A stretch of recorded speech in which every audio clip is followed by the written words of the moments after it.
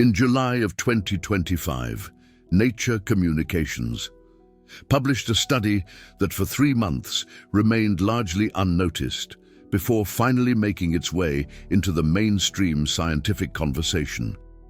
Neuroscientists at the University of Pennsylvania made a startling discovery. Social isolation doesn't just impact your mood, it literally reduces the segregation of brain networks, particularly those involved in smell and vision. But here's the question they couldn't answer. Why do some individuals emerge from isolation stronger, more focused, completely transformed, while others are utterly devastated? The answer, as it turns out, was hidden within the pages of a Carl Jung manuscript from 1916, a manuscript he kept locked away for 6 years before finally publishing it. Have you ever experienced a moment in your life when you felt completely alone, where the people you thought would be there for you just vanished? Perhaps it was when you decided to take a leap of faith and change careers, and everyone told you that you were crazy, or when you went through a crisis and realized there was no one to call. Or maybe that's how you feel right now. Maybe you're watching this because nobody really understands you, and there's something deep inside telling you that you need to learn to do this on your own. That something is what Jung termed the core self, and what Huberman now calls the adaptive self-sufficiency circuitry. Before we go any further, I need to give you a warning. What I'm about to share in the next few minutes directly contradicts everything pop psychology has taught you about relationships and community. The self-help industry wants you to believe that you need a support network, a therapist, a group, a coach. And look, these things can be helpful. But Jung discovered something radical. There's a stage in psychological development where you have to learn to be completely alone, not as a punishment, not as abandonment, but as an initiation. On November 25, 2024, the Huberman Lab released an episode featuring Dr. Kross from the University of Michigan that fundamentally changed how we understand the inner voice during periods of isolation. Dr. Kross presented neuroimaging evidence, demonstrating that individuals who develop what he calls mental distancing are able to completely restructure their internal narrative during times of solitude. These individuals don't just survive isolation, they harness it as a catalyst. And here's the shocking connection. The process that Dr. Kross describes is neurologically identical to what Jung described in 1916 as confrontation with the subconscious realm. Jung called it guided inner exploration.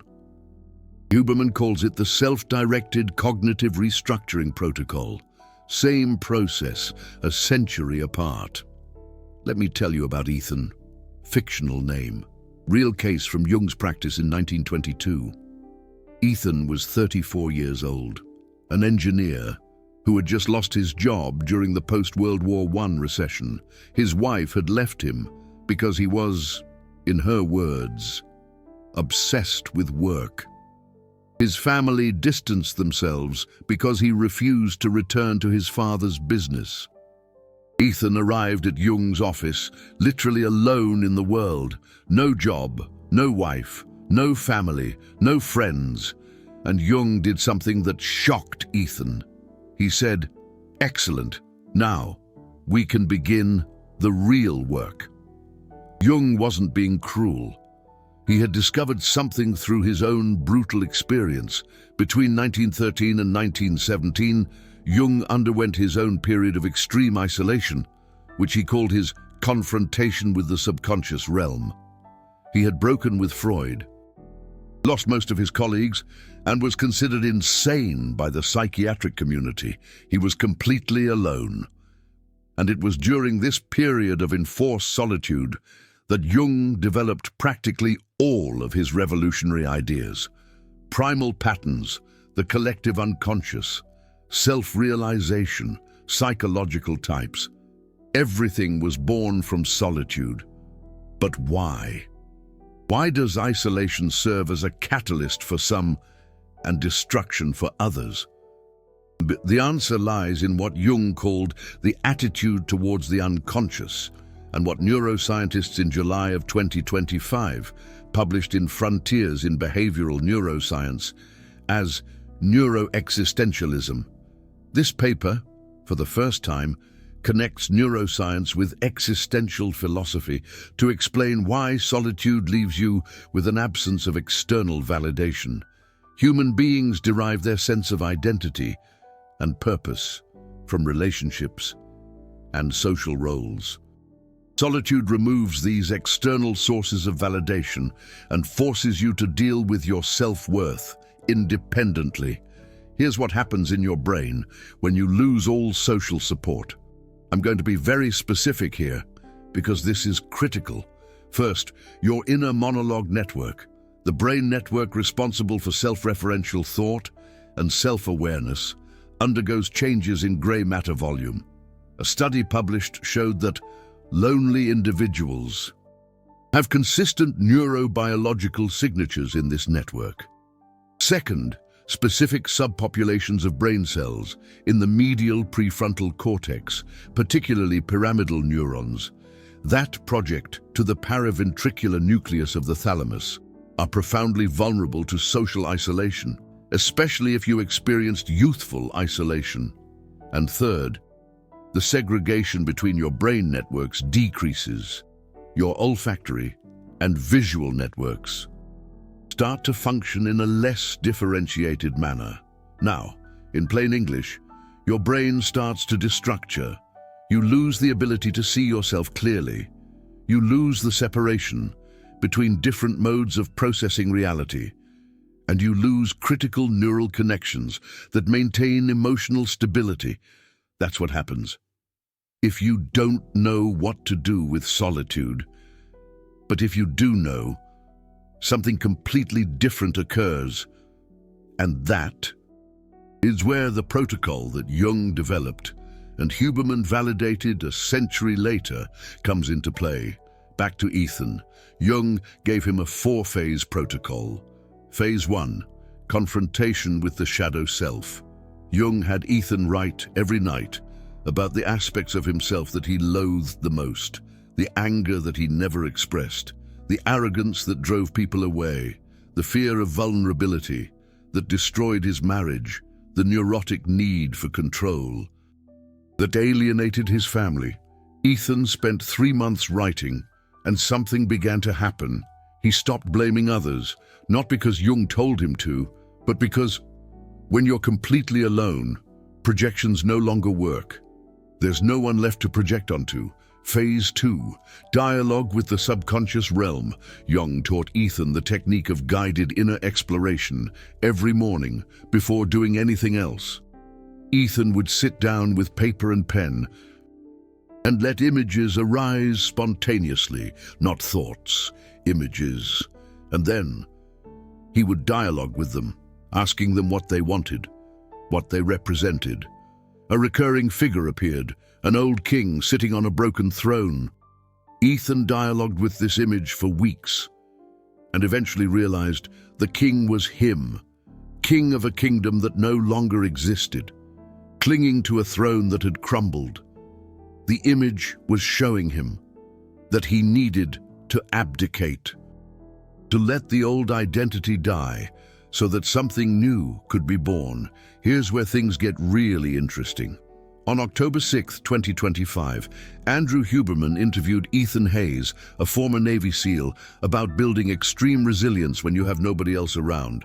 Hayes described the exact same process that Jung outlined, but in military terms. He calls it stacking small wins, intentional micro-victories, waking up 5 minutes earlier, making your bed perfectly, walking for 10 minutes, writing 3 sentences in a journal, not because these things inherently matter, but because when you're alone, completely alone, these micro-victories rebuild what Hayes calls operational confidence and what Carl Jung referred to as a strengthened ego function.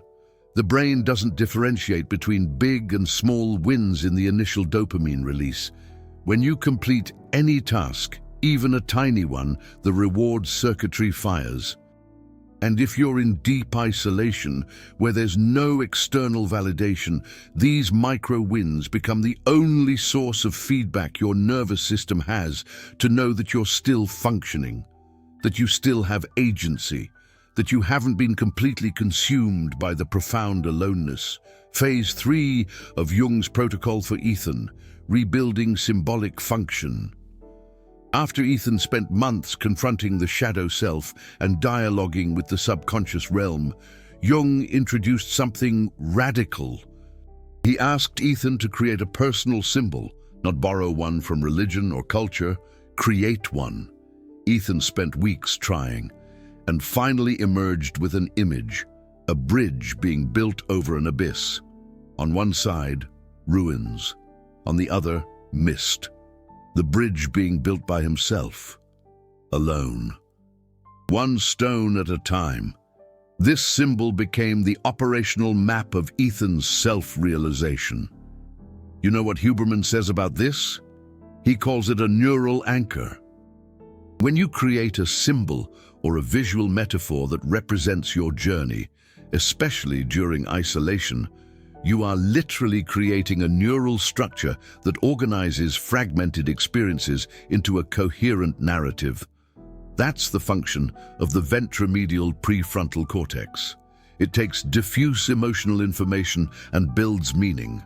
Without it, isolation is chaos. With it, isolation is initiation. Phase 4, emergence and testing. After 18 months working with Jung, Ethan was ready. He had reconciled with the shadow self. He had established a dialogue with the subconscious realm. He had created a symbol that organized his journey. Now he needed to return to the world, but not as the old person, as someone who had passed through the initiation of profound aloneness. Jung said something that Ethan never forgot. You no longer need anyone by your side, because now you are whole.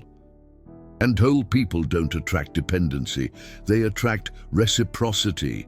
Ethan got a job 3 weeks later, not as an engineer, as a math teacher, something he had never considered. He met someone 8 months later, got married again, had 2 kids, and maintained correspondence with Jung for 30 years.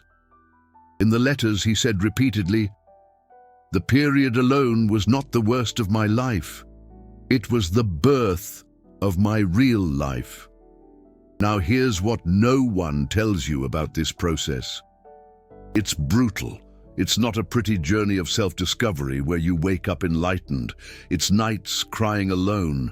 It's days where you question if it's worth continuing. It's moments where the profound aloneness hurts so much that you consider going back to any toxic relationship just to not feel the emptiness.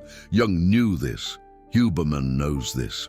And anyone who sells you an easy protocol of self-sufficiency is lying. But here's the truth that makes it all worthwhile. On the other side of this process, you become unshakable. Not because you no longer feel pain, but because the source of your stability no longer depends on anyone outside of you. And paradoxically, that's where you finally become capable of healthy relationships, because you're no longer using people to fill the void. You are whole, and you relate from a place of fullness, not neediness. Let me give you the specific protocol that synthesizes Jung in 1916 and Huberman in 2024. There are 5 non-negotiable components. First, confrontational journaling, 20 minutes every night. You write about what you hated most about yourself that day. Not in general. That day, specificity is critical. If you write, "I am lazy," it doesn't work. If you write, "Today at 2 p.m. I promise to make that important phone call and watch Netflix for 3 hours instead because I'm terrified of rejection," that works. You are naming the shadow self specifically, and the act of handwriting activates sensorimotor circuits that digital writing does not. Second component, stack small wins. Every morning, you choose 3 non-negotiable micro-victories. They have to be things you can complete in less than 10 minutes. Each. Make your bed. Take a cold shower for 2 minutes. Write 5 sentences in a journal. Walk for 10 minutes. It doesn't matter what. What matters is completing them before checking your phone, before email, before any external input. You're training your brain that your agency doesn't depend on anyone, that you still function even without external validation. Third, breathing protocol for autonomic regulation. Huberman has an entire episode about this from November 13th, 2025. Breathing for mental and physical health and performance. During isolation, your autonomic nervous system becomes dysregulated. You go into hyperactivated sympathetic mode, anxiety or parasympathetic mode, depressive collapse. The protocol, twice a day, 5 minutes of box breathing, 4 seconds inhaling, 4 seconds holding, 4 seconds exhaling, 4 seconds holding. This rebalances vagal input and activates the ventrolateral prefrontal cortex, which inhibits the amygdala. In practical terms, you regain control over emotional reactivity. Fourth component, symbolic guided inner exploration. Once a week, preferably Sunday morning, 30 minutes without distractions, paper, pen, no electronic devices. You close your eyes, let an image emerge spontaneously, and then draw it and dialogue with it in writing. It doesn't have to be art. It can be a doodle. What matters is externalizing the unconscious content and creating a conscious relationship with it. This is literally what Jung did between 1913 and 1917, and it resulted in the Red Book. And neurologically, it activates integration between the inner monologue network, self-referential thought, and the executive network, cognitive control. Fifth component, gradual emergence testing. After at least 90 days doing the first 4 components, you begin social reintegration testing, but not by going back to the same old environments and people. You seek out a completely new context where no one knows you. A course, a volunteer group, a class in something you've never done. And you test. Can I relate from a place of fullness, or am I still seeking validation? If you're still seeking validation, go back to the 4 components for another 30 days. If you are whole, continue expanding gradually. This protocol isn't just some theory. It's what Carl Jung used on himself. It's what he prescribed to hundreds of patients. And it's what Andrew Huberman, Kross, Shipley, and other neuroscientists in 2024 and 2025 are validating with neuroimaging, behavioral studies, and clinical protocols. It works. But it comes at a cost. The cost is you having to sit with your own shadow self, with no one to save you, no therapist, no support group, no partner, no family, just you and the abyss. And the question is, are you willing to pay that price? Because here's the truth that Jung discovered, and he hid from most of his patients because he knew so few would be ready. The core self, the totality of being, only emerges when the ego is forced to relinquish all external identifications. As long as you can still say, I am my job, or I am my relationship, or I am my family, the core self remains dormant. Only when all those identifications are stripped away, when you're naked, alone, with nothing, is it that the core self can finally manifest. And when it manifests, you realize you never needed anyone beside you because you were always whole. You just didn't know it. In August of 2025, Andrew Huberman had Dr. David Destino on his podcast to talk about belief, rituals, and profound aloneness. De Steno presented fascinating evidence that contemplative practices, particularly prayer and gratitude, markedly reduce stress, increase compassion and honesty, and protect against profound aloneness and despair. Jung would say, "Of course they protect, because prayer isn't communication with some external God, it's dialogue with the core self. It's you recognizing that the source of your wholeness is internal, not external. And when you internalize that, profound aloneness ceases to be abandonment and becomes initiation. Now let me give you 3 signs that you're ready for this process, and 3 signs that you are not. Signs that you are ready. First, you've already tried everything. You've already sought external support. You've already been in therapy.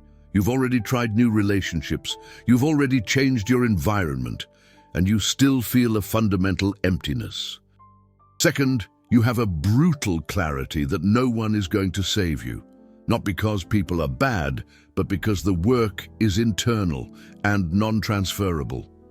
Third, you are willing to spend 90 days doing this protocol without seeking external validation or visible results. You trust the process because you have nothing left to lose. Signs that you're not ready. First, you still believe that the right person, the right job, the right community will solve it. If you still have that fantasy, you're not ready.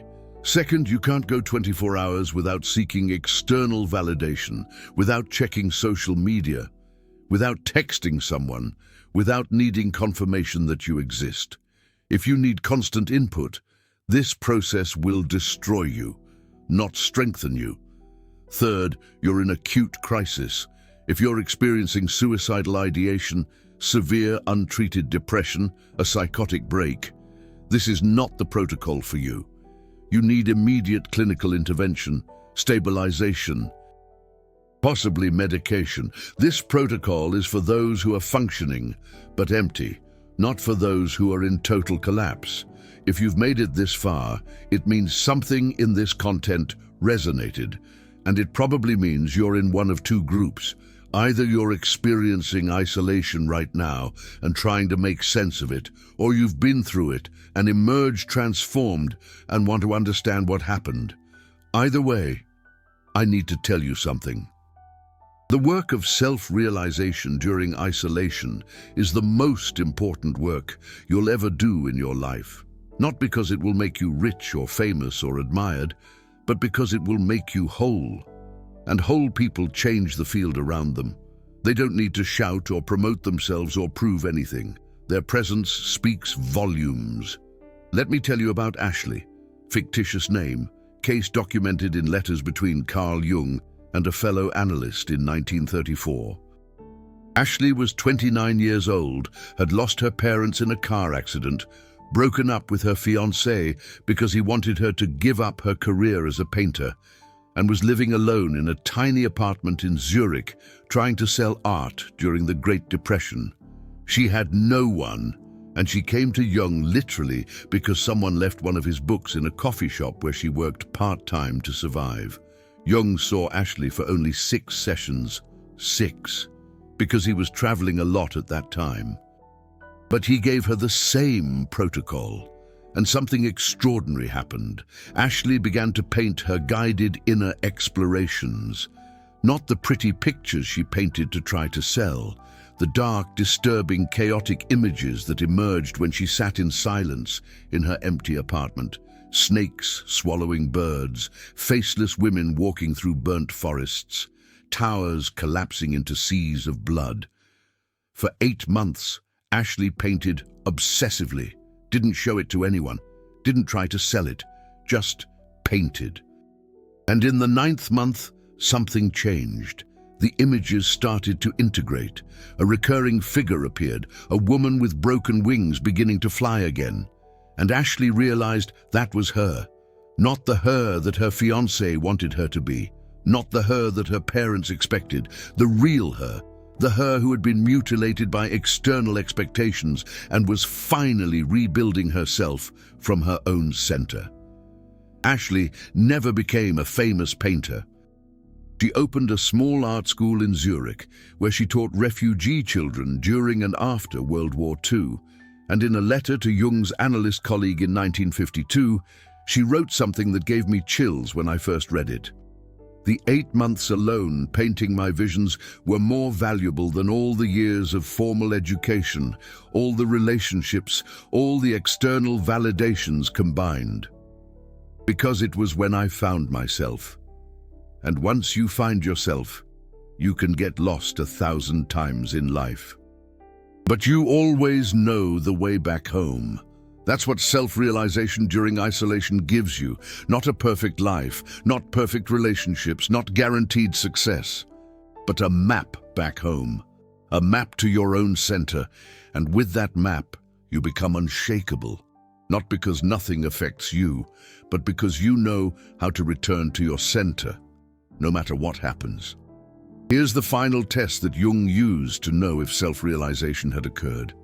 He would ask, if you lost everything tomorrow, everything you have, everything you've built, all the people around you, would you still know who you are? If the answer was yes, the work was done. If it was no, there was still identification with external elements, and more work was needed.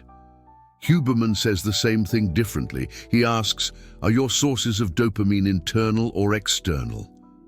If you depend on likes, on praise, on visible achievements, on external validation to feel that you have worth, you are vulnerable.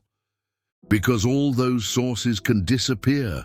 But if your dopamine sources come from personal integrity, from alignment with your values, from daily micro wins that no one sees, you are unshakable, because those sources no one can take from you. So here's the complete synthesized protocol. I'm going to give you a step-by-step guide on exactly how to implement it over the next 120 days. And yes, that's 120 days, not 30, not a week, not an intensive weekend. Deep neural change takes time.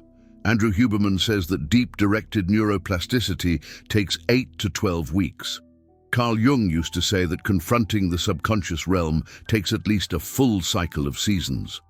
Same time frame, a century apart, days 1 to 30, the confrontation and stabilization phase. You do 4 things every day without fail.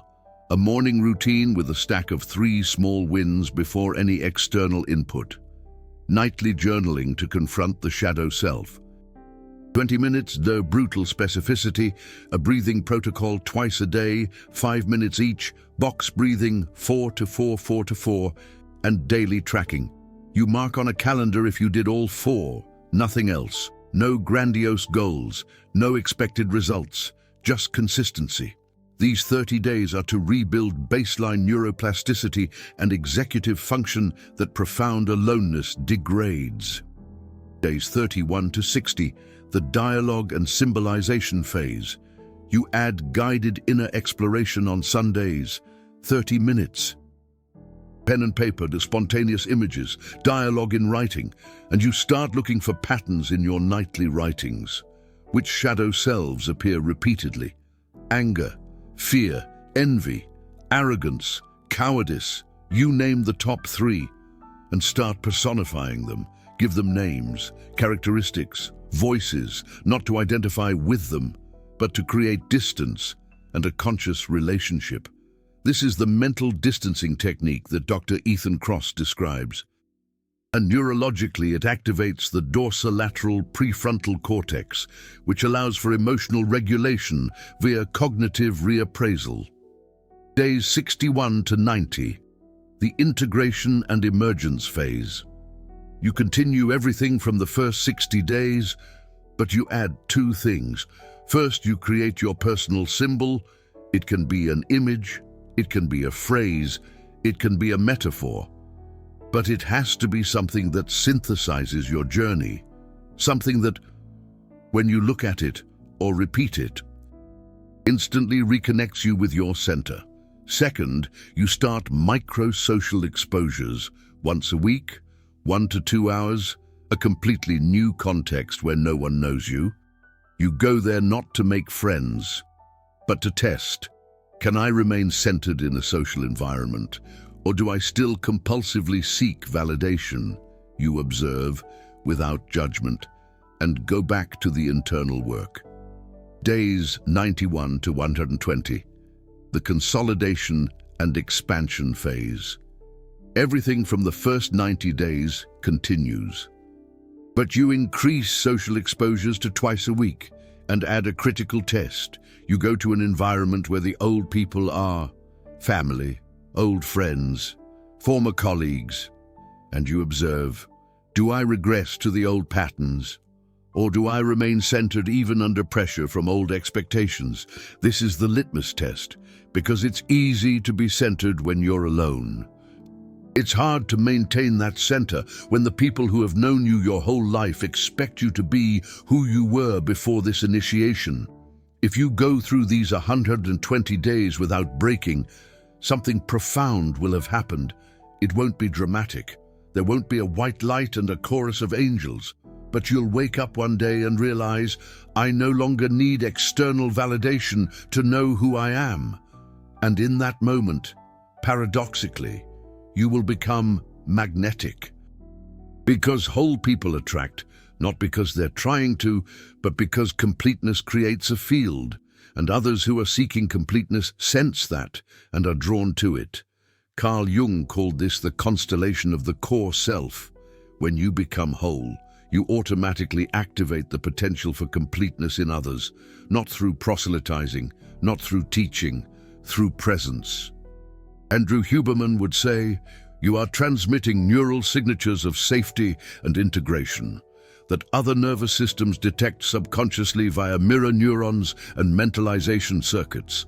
Same thing, different languages. Now, a final and critical warning. This process isn't for everyone, and it's not for any time. If you are in a toxic relationship, get out first.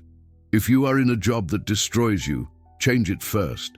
If you are in an abusive environment, protect yourself first. This protocol is not a substitute for necessary structural changes. It's for after, when you've already made the external changes and still feel the emptiness. When you are no longer in immediate danger, but you are not yet whole.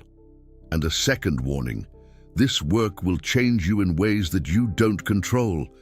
People will notice, and not all of them will like it, because when you stop seeking external validation, the people who kept you close through dynamics of dependence will feel threatened. You may lose more relationships. You may be called selfish, cold, distant, and it will hurt, but it will confirm that the work is working, because self-realization always creates friction with the non-self-realized collective. If this content resonated, if something here touched something deep within you, there are two ways to support this mission. First, super thanks. It's not about the financial value, it's about energetic reciprocity. This video took 40 hours of research between papers from 2024-2025, rereading Jung, synthesizing protocols, writing the script. If you felt that you received value, reciprocate to the extent that you can.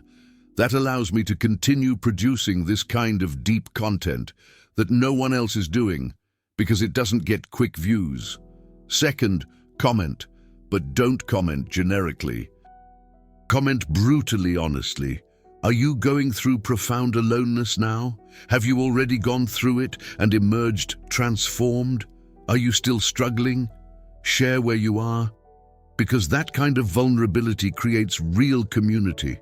And real community is the only thing that's worth it after self-realization. 3 final questions for you to answer now, not later. First, if you lost all external support tomorrow, could you sustain yourself? Not survive, sustain. Know who you are, have purpose, function, yes or no. Second, are your sources of worth internal or external? Do you need praise, visible achievements, social validation to feel like you're worth something? Or do you know that you're worth it, regardless of any external recognition? Third, are you willing to spend 120 days doing brutal internal work without seeking visible results? Yes or no? If you answered no to any of those three, you're not ready. And that's okay. Most people will never be ready, because this work requires something that modern culture has eradicated: the ability to be alone without destroying yourself, the ability to face the emptiness without filling it with distractions, the ability to sit with your own shadow self without calling a therapist, without calling a friend, without posting on social media, just you and the abyss, and the willingness to look until the abyss looks back, and then integrate what it sees. But if you answered yes to all three questions, you're ready for true self-realization, and what awaits you on the other side isn't just happiness. It's not perfect peace. It's not a life without problems. It's something much better: completeness. Your whole self, not fragmented among 1,000 external identities, not torn between who you are and who others want you to be. Whole, one, and from that completeness, everything shifts. Not the world itself, not the circumstances, but how you relate to them. And that makes all the difference. Carl Jung finished the Red Book, the diary of his own confrontation with the subconscious realm during a period of profound aloneness from 1913 to 1930, with a Latin phrase: "To bring forth what is within you will save you, not to bring forth what is within you will destroy you." It's not a choice of whether you'll experience profound aloneness. Everyone does. The choice is, will you use it as destruction, or as initiation, as collapse, or as a catalyst, as an end, or as a beginning? Ethan chose initiation. Ashley chose initiation. Carl Jung chose initiation. And they all emerged from isolation, not as victims who merely survived, but as whole beings who were born anew. The question is, what will you choose? Because no one can do this work for you. No therapist, no coach, no partner, no group. Only you, alone, in silence, confronting everything you've avoided your entire life. And on the other side, doom, if you don't break, is the version of yourself you always knew was possible, but never had the courage to become until now. Share in the comments where you are on this journey. And if you're ready, the next 120 days begin tomorrow morning. Not in a week, not after things settle down, tomorrow. Because there will always be an excuse to postpone, always an emergency. Always a distraction, always a reason not to start. But people who emerge from profound aloneness transformed didn't wait for the perfect moment. They started in the middle of the chaos, and they used the chaos as fuel. Carl Jung was in the midst of a midlife crisis, a devastating professional break and social ostracism when he began the work on the Red Book. He didn't wait for things to get better. He dove into the abyss exactly when the abyss was at its deepest. And 17 years later, he emerged with a body of work that changed psychology forever. Not because he was special, but because he had the courage to do what 99% of people don't: sit alone with his own psyche without running away. As Andrew Huberman often highlights in his discussions about facing discomfort. Do you have that courage? There's only one way to find out. It starts tomorrow.